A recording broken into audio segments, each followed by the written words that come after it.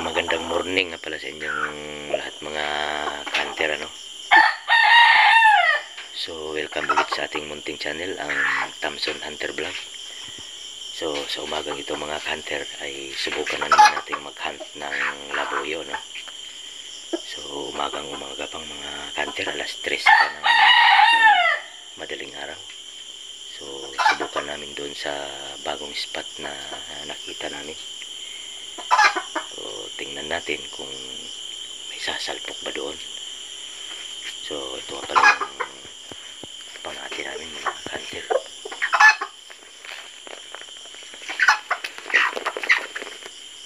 Pangati rin yung kasama ko, yan.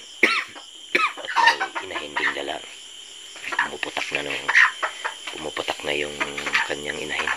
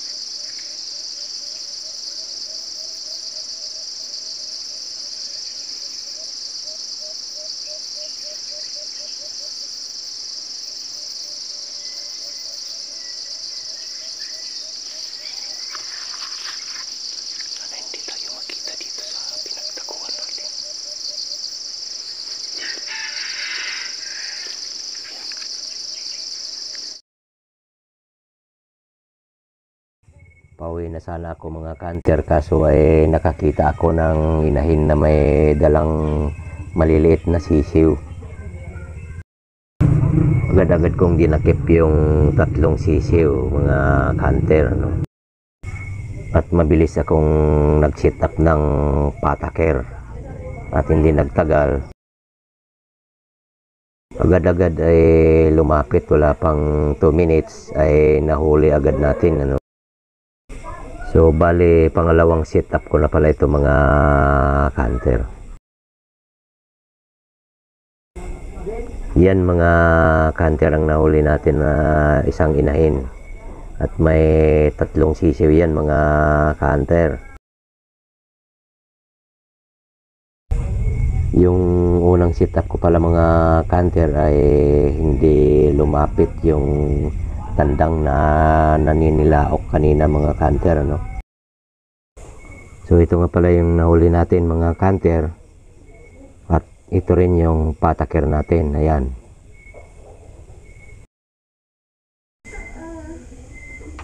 Ayos mga kanter. Yan yung nahuli nating inahin.